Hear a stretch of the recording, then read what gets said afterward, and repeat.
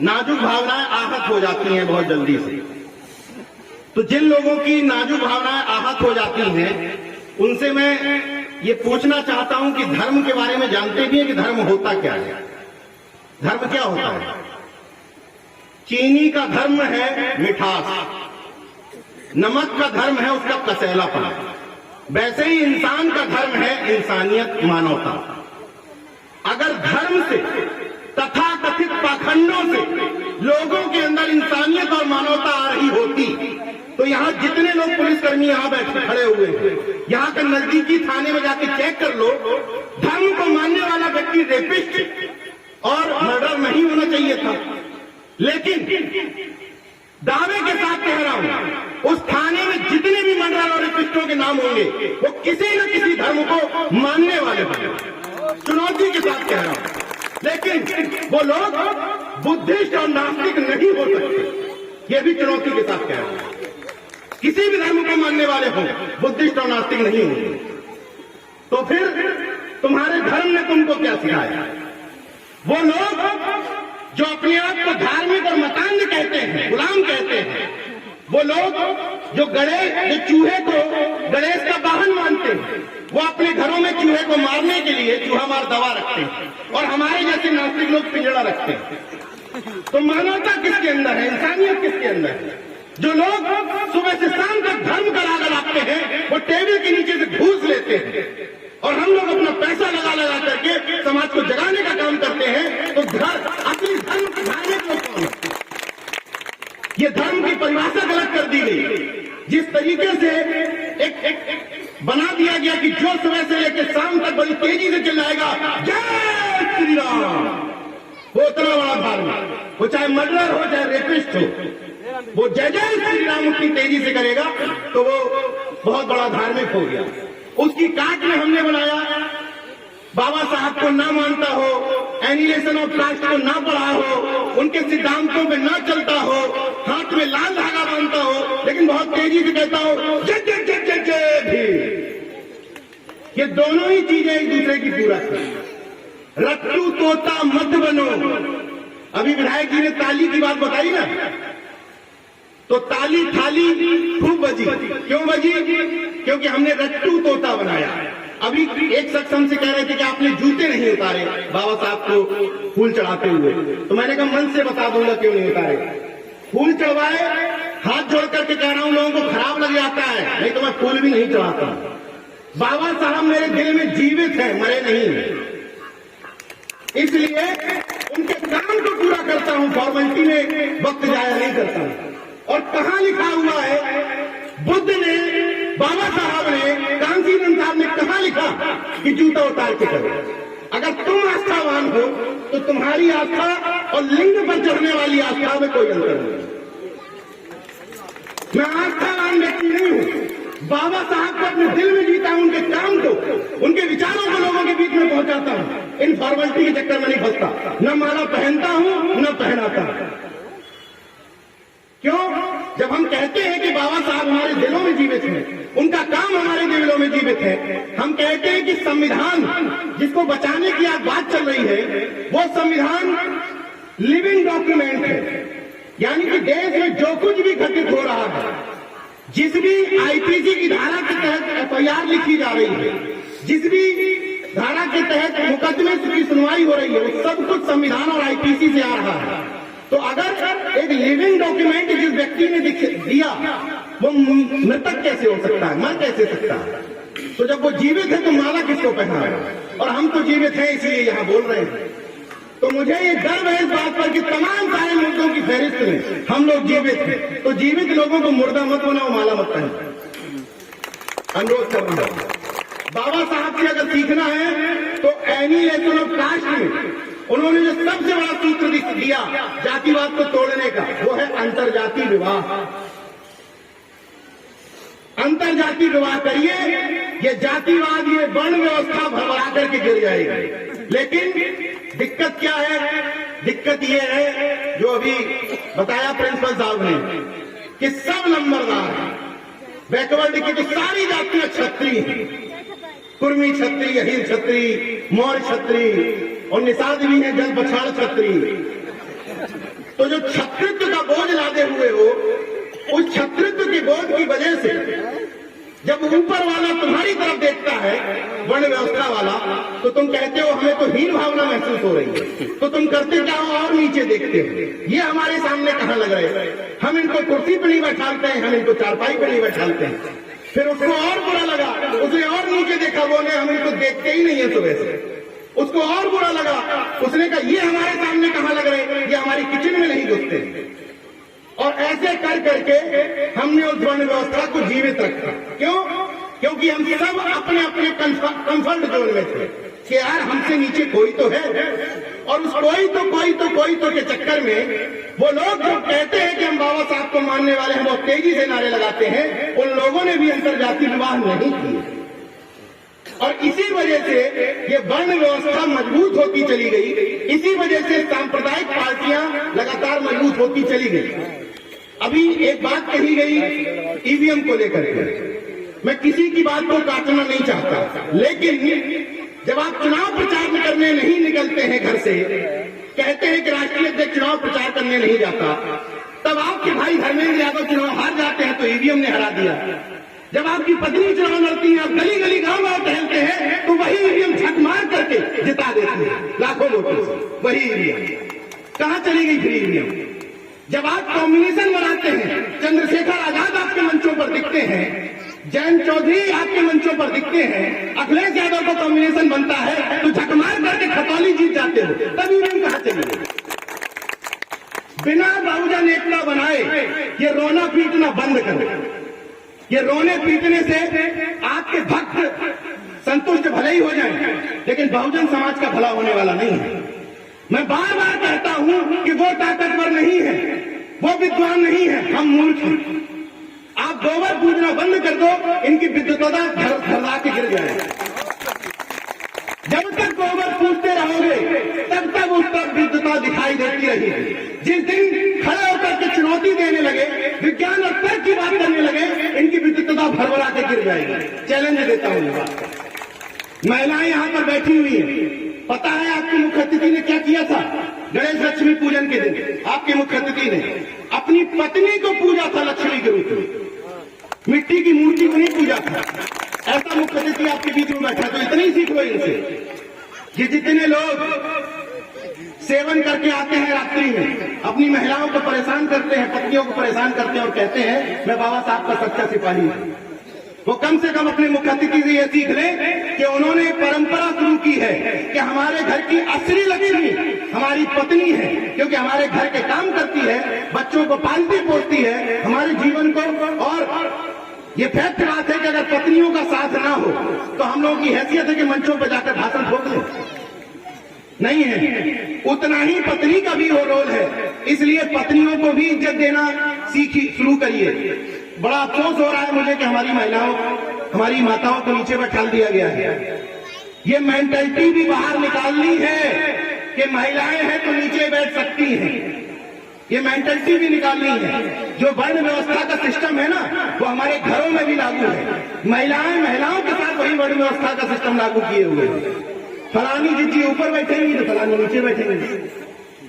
ये कौन कहता है घर में आकर के? ये आप लोगों ने अपने घरों में सिस्टम बना के रखे हैं कि इनके सामने सास ऊपर बैठी है तो बहू नीचे बैठेगी। यही तो वर्ण व्यवस्था है, यही तो जाति का सिस्टम है, ऊपर नीचे वाला। तो उनको भाड़ में जाने दो। मैं कहता हूं वो जो कर रहे हैं वो अपने लोगों के लिए बिल्कुल ठीक कर रहे हैं। भाई किसी जिसका एंटीना बढ़ाने से, जिसको सूर्य पूजने से, जिसको गोबर पूजने से पैसा मिल रहा है, जिसका धंधा कर रहा है, उससे हम क्यों रोकने जाए? तुम मूर्ख बन रहे हो, तुम उनकी दुकान तो अपने आप बंद हो जाएगी, उनको टोकने की क्या जरूरत है? यहाँ बैठा हुआ हर शख्स अगर ये निर्णय कर ले कि हम पाखंड और विश्वास में 1 रुपया खर्च नहीं करेंगे तो दुकान तो अपने आप ठप हो जाएगी। दुकान चल तो आप लोगों के दम पे रही है। ये पाखंडी कथावाचक जो कहते हैं आप लोगों से कि बच्चों को साल भर ना पढ़ाओ और बेलपत्ती चिपकवा दो शिवलिंग में, तो उनको पूजने और उनके यहाँ पैसा चढ़ाने कौन जाता है? आप लोग जाते हैं। अब आप ही लोग, ये बात मैं नहीं बता रहा हूं, एक महापुरुष आपके हुए हैं संत गाडगे, सुना है ना सबका नाम? संत गाडगे साहब के पास एक बकरी हुआ करती थी। और जहां संत गाडगे रहते थे उसके सामने एक मंदिर थी, एक मस्जिद थी। तो कभी मौलवी साहब बाहर आ जाते थे, कभी पंडित जी बाहर आ जाते थे कि गाडगे साहब, बाबा साहब, ये बकरी आपकी कभी मंदिर में घुस जाती है, कभी मस्जिद में घुस जाती है। तो सुनिएगा आपके महापुरुष ने क्या कहा था। आपके संत गाडगे ने कहा था कि साहब जानवर है इसलिए घुस जाती है, मैं कभी घुसाऊं तो बताओ। तो आपके महापुरुष तो ये बता के गए, आपके महापुरुष तो ये भी बता के गए। कभी सुना है आपने कि चोटी कटवा आया था? सुना है? सुना है ना? सबने सुना होगा चोटी कटवा आया, लेकिन किसी की चोटी कटी नहीं कटी। सबने सुना होगा कि मुंह नुचवा आया, किसी का मुंह नुचा नहीं नुचा। तो आया कहां? वही झूठ और भ्रमजाल का तंत्र जो आपके चारों तरफ घुमाया जाता है, वही एक झोली वाला बाबा आता है, दाढ़ी बढ़ाता है, जाल बिछाता है, जुमले सुनाता है और आपको राशन में और लैट्रिन में फंसाता है और आप फंस जाते हैं। वहीं से आते हैं सब जुमले। याद करो मुंह नुचवा कब आया था? जब केंद्र में अटल बिहारी वाजपेयी की सरकार थी। और चोटी कटवा कब आया? जब केंद्र में तो ये क्यों आता है? ये समय समय पर ये चेक करने के लिए आता है कि अभी भी इस देश के लोगों को शिक्षा चाहिए, रोजगार चाहिए, हिस्सेदारी चाहिए, भागीदारी चाहिए या मंदिर का घंटा चाहिए। तो वो समय समय पर ही चेक करते हैं कि अभी कितने मूर्ख हैं, मूर्खता का कितना लेवल है, उतना ही लोगों को घंटा पकड़ाओ। जब समझ जाते हैं कि मूर्खता भी पर्याप्त है, मुंह नुचवा के समय भी मूर्ख बने, चोटी कटवा के समय भी मूर्ख बने, तो कहते हैं कि इनको सड़क पानी रोजगार से मतलब नहीं है, घंटा पकड़ाओ। तो अपने मुख्य अतिथि से सीख लो और हमारा सुन के अगर ठीक लग रहा है तो हमसे भी सीख सकते हो कि मेरे लखनऊ के घर में भूत और भगवान दोनों का प्रवेश वर्जित है। गौर से सुन लीजिए। और अगर इस क्षेत्र में किसी तांत्रिक में हिम्मत हो तो मुझे लखनऊ जाने से रोक ले भाई, तुम्हारे तंत्र विद्या में शक्ति होती है। खुले चुनौती दे रहा हूं, किसी में हैसियत हो तो रोक ले। क्यों नहीं है? क्योंकि मैं विज्ञानवादी व्यक्ति हूं, मैं विज्ञान और संविधान को मानता हूं। और संविधान बचाओ महासम्मेलन में ये मुझे बताना पड़ेगा कि संविधान का आर्टिकल 51A का जा देश के नागरिकों से यह अपेक्षा करता है कि हमें वैज्ञानिक, तार्किक और मानववादी दृष्टिकोण पैदा करना है। और वो इन सरकारों से भी अपेक्षा करता है, हमारे देश का संविधान, कि हम धार्मिक गतिविधियों में कोई भी सरकार आवश्यकता से अधिक पैसा खर्च न करे। यानी कि जो भी सरकार धार्मिक गतिविधियों में आवश्यकता से अधिक पैसा खर्च कर रही है वो संविधान के साथ उल्लंघन कर रही है। बिना किसी चर्चा के, बिना किसी मांग के, बिना किसी नियम के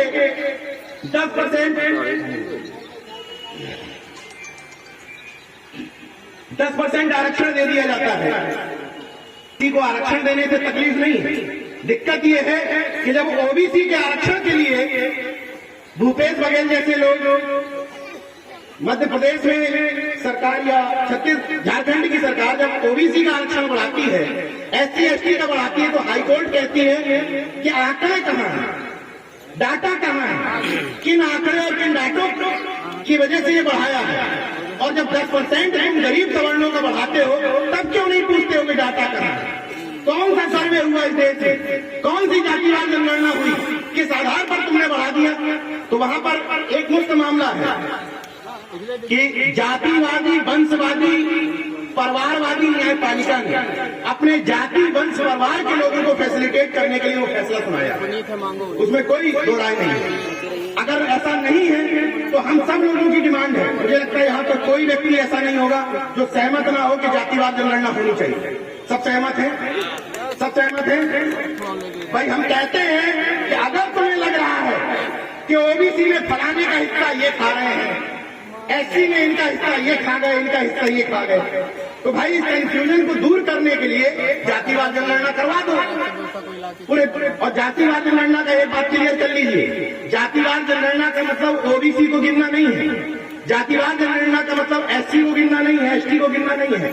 जातिवाद जनगणना का मतलब है इस देश में ओबीसी, एससी, एसटी समेत सवर्णों को भी गिनो। ये भी बताओ कि कौन किसका हिस्सा खा रहा है, देश के कितने संसाधनों पर कितने परसेंट लोग,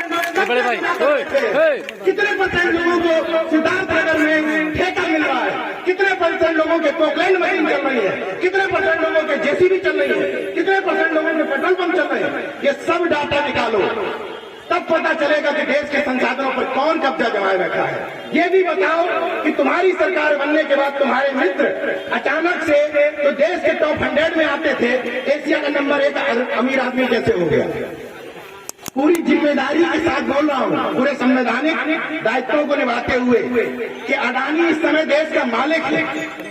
यहाँ जिस जमीन पर कब्जा रख दे पूरी सरकार लग जाएगी अडानी को संपत्ति, उस जमीन को देना, कब्जा दिलाने के लिए।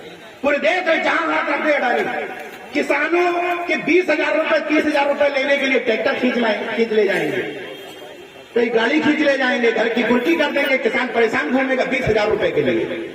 और हमारे मोदी जी के जितने भी धन्ना सेठ मित्र हैं, कारोबारी मित्र हैं, उनके किसी के पास, ऑन रिकॉर्ड बोल रहा हूँ, रिकॉर्डिंग कर लेना बहुत सोच समझ करके, ऑन रिकॉर्ड बोल रहा हूँ कि उनके कोई भी कारोबारी मित्र के पास 2,000 करोड़ 3,000 करोड़ रुपए से ज्यादा का कर्जा है बैंक में, लेकिन अभी भी वो कर्जा मांगेंगे तो फिर मिल जाएगा। इसलिए मैं कहता हूं कि देश दोहरे संविधान से चल रहा है। एक संविधान हम लोगों पर लागू है कि जरा सा कुछ बोला लोगों की भावनाएं आहत हुई और मुकदमा दर्ज, और दूसरी तरफ भैया तुम कैसे तय करोगे कि तुम्हारी भावना किस चीज में आहत हो रही है? ये भावनाओं को आहत करने का सिस्टम क्या है? अगर तुम मेरे सामने पाखंड की बात करते हो, धार्मिक आयोजनों की बात करते हो, तो मेरी भावनाएं आहत होती है, मुकदमा दर्ज करो। कैसे तय होगा कि भावनाएं किसकी हैं? मेरी भी भावनाएं हैं। मेरे सामने जब कहा जाता है कि गोबर को पूजा, मैं आहत हो जाता हूं, दर्ज करो मुकदमा। कौन तय करेगा कि भावनाएं किसकी नाजुक है और कैसे आहत होंगी? इसलिए संविधान को बचाना है तो कैसे बचाना है? एक्चुअल में संविधान को खत्म कभी नहीं किया जाएगा, आरक्षण को खत्म करने की घोषणा कभी नहीं की जाएगी, लेकिन इनको इस स्थिति में पहुंचा दिया जाएगा कि इनके रहने न रहने का कोई मतलब नहीं रहेगा। इसी संविधान के रहते हुए आपकी तरफ से भेजे गए 131 सांसद जो एससी और एसटी सीट की बदौलत चुन करके संसद में पहुंचे, 131 सांसद, ओबीसी के भी उसमें शामिल हैं, लेकिन ओबीसी की सीट अलग से रिजर्व नहीं होती है लोकसभा और विधानसभा में, लेकिन 131 ऐसे हैं जो बाबा साहब के संविधान के दम पर चुन करके पहुंच रहे हैं। वो 131 मूर्दर्शक बन के बैठे रहते हैं, और ओबीसी का तो सिस्टम फिक्स है कि ढूंढा जाता है कि सर्वश्रेष्ठ गुलाम कौन, जो जिस जाति का सर्वश्रेष्ठ गुलाम होता है उसको उठा करके मुखौटे के रूप में आगे कर दिया जाता है, जो गुलामी नहीं कर पाता है उसको बाहर का रास्ता दिखा दिया जाता है।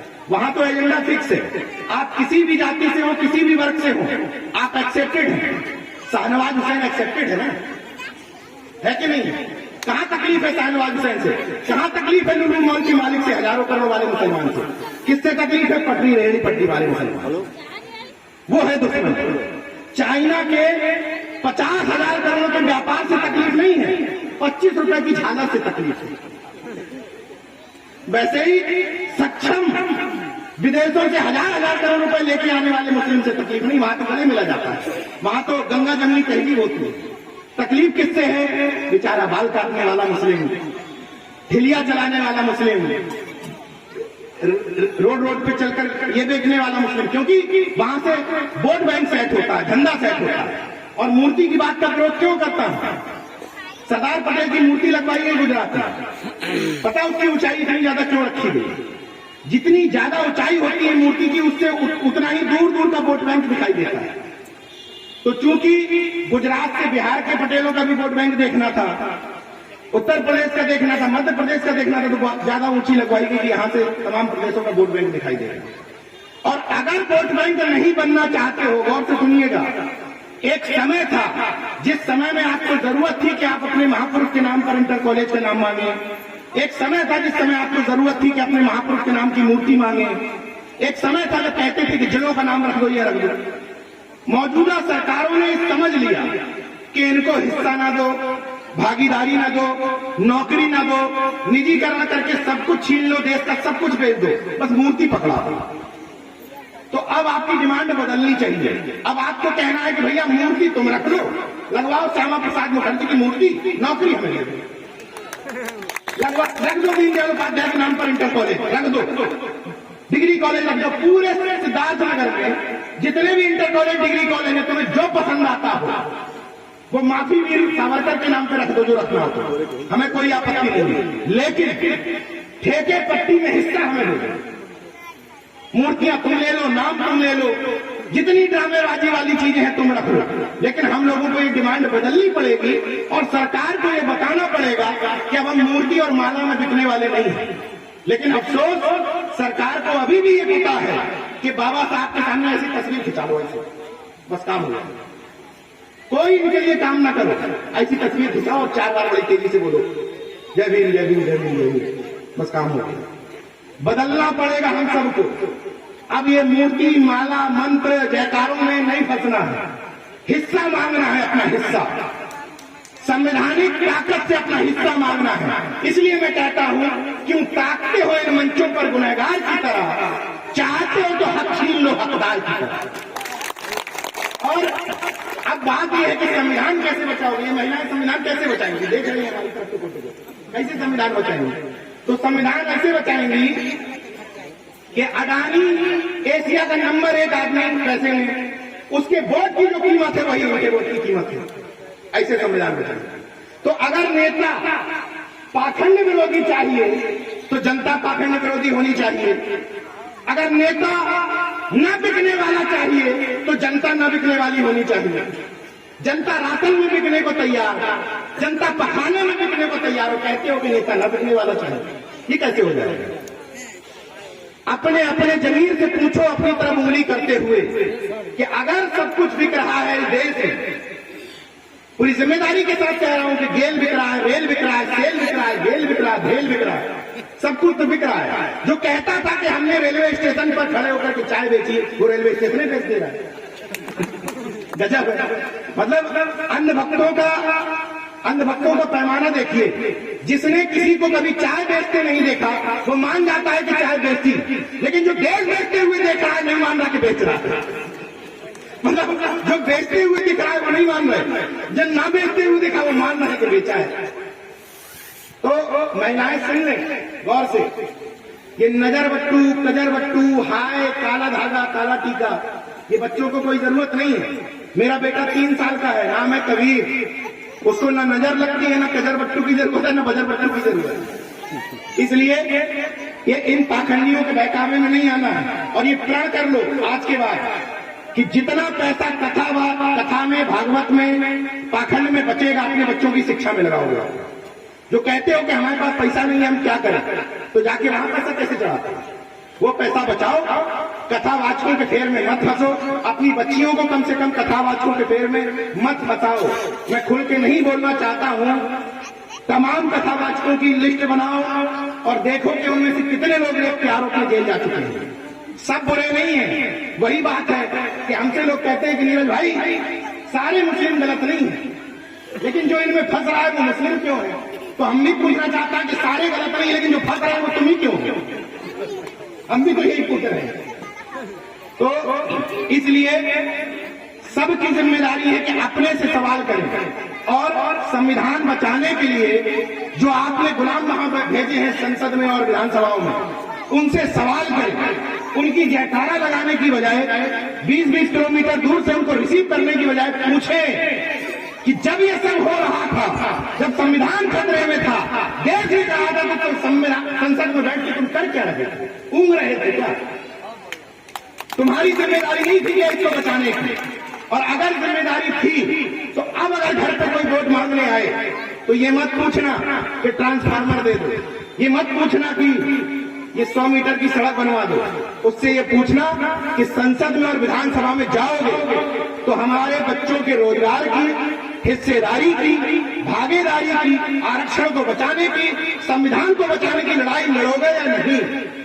इसलिए संसद और विधानसभाओं में नकली वाला नहीं, जयकारा लगाने वाला नहीं, असली अम्बेडकरवादी भेजना है, असली मंडलवादी भेजना है, असली अजरवादी भेजना है, असली विज्ञान और तर्क को मानने वाला भेजना है। असली, नकली तो तमाम है। अगर जयकारा लगाने से काम हो रहा है तो तस्वीरें उठा के देख लो, वो भी बड़ा अच्छा जयकारा लगाते हैं उस तरफ के लोग। लेकिन अब समय जयकारों पर बहलने का नहीं है। महिलाओं से एक सवाल पूछ करके खत्म करूंगा। अभी अपने मुख्य अतिथि जी को भी बोलना है, उनको दूसरी जगह जाना है। ये बताओ महिलाएं, सुनिए, अगर मैं आप लोगों से कहूं कि किसी के पितर यहां अगल बगल खेत में गड़े हो, किसी के पूर्वज, तो हम कहें कि यहां पानी चढ़ाओ तो वहां चढ़ जाएगा खेत में? नहीं चढ़ेगा। तो यहां धरती पर चढ़ाने पे आसमान पर कैसे चढ़ जाता है? कैसे चढ़ जाता है? जब यहां का 500 मीटर दूर पे नहीं चढ़ रहा तो नीचे चढ़ाने पे ऊपर कैसे चढ़ रहा है? जिस दिन ये सोच लोगे, जिस दिन ये तर्क शक्ति कर लोगे, उस दिन खुद से सवाल करने लग जाओगे कि 22 साल तक मुझ जैसे व्यक्ति को जिन कथा के मंचों पर बैठाया गया, जब मैंने 23वें सवाल में सवाल किया और चुनौती दे रहा हूं, कोई बता दे मुझे आकर के कि आखिर सत्यनारायण की कथा कौन सी है। जब मैंने ये सवाल किया मुझे उत्तर नहीं मिला। मेरे यहाँ जो कथा पढ़ने आया था वो बताने लगा कि यही तो कथा है। तो हमने कहा ये कथा के रिजल्ट है कि वो सूप पटक रही थी, सत्यनारायण की कथा सुनी तो ये हो गया। लकड़हारा जंगल में लकड़ी काट रहा था, कथा सुनी तो ये हो गया, कथा सुनी तो ये हो गया। ये तो रिजल्ट है, कथा कहाँ है? बताओ। जिसको आप लोग सत्यनारायण की कथा कहते हो वो कथा के रिजल्ट है। अब दो चीज है, दो चीज हो सकती है, या तो कोई कथा नहीं है और या तो कोई कथा है तो तुम हमें सुनाना नहीं चाह रहे हो कि हमारा भी कल्याण होगा। दो ही में से एक ही चीज है। तो भैया आज के बाद कोई कथा पढ़ने आए तो उससे कहना कथा बताओ, तब आगे शुरू करेंगे।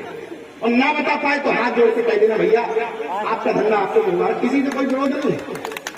मैं सिर्फ ये चाहता हूँ, सिर्फ एक चीज चाहता हूँ, मैं समानता की बात करता हूँ क्योंकि संविधान कहता है लिंग वर्ण जाति भेद के आधार पर कोई भेदभाव नहीं करना है। तो मैं भी चाहता हूँ कि सारे धंधे एक बराबर कर दिए जाए। जिस तरीके से झाड़ू लगाने वाला पैसा लेता है, झाड़ू लगाता है, वो उसका धंधा। बाल काटने वाला बाल काटता है, पैसा लेता है, उसका धंधा। नाली साफ करने वाला पैसा लेता है, उसका धंधा। तो ईश्वर के नाम पर सारा धंधा चलाता है, उसका धंधा नहीं।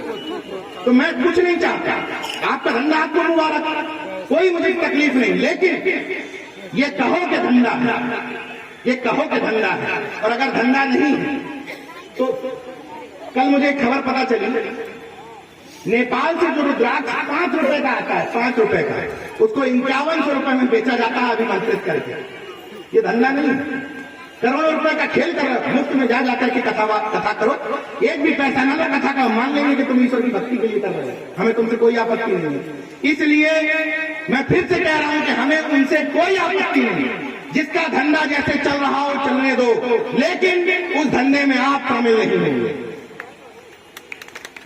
वोट हमारा बहुजन को, नोट हमारा, बोलिए, नोट हमारा बहुजन को, वोट हमारा, और वो भी नकली बहुजन को नहीं, जन्म वाले को, जो लड़ने के लिए तैयार है आपके अधिकारों के लिए, आपके हिस्से के लिए, आपकी हकदारी के लिए, आपकी नौकरियों के लिए।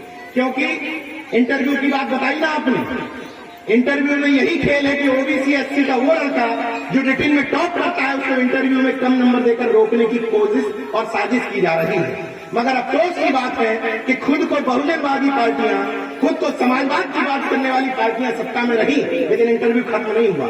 आज तो कहने में बहुत आसानी है, बीजेपी है सत्ता में, गाली दो बढ़िया चीज चिल्ला चिल्लाते, कोई तकलीफ नहीं। लेकिन सवाल सबसे होना चाहिए और अगर कोई अच्छा करे तो सम्मान भी सबका होना चाहिए।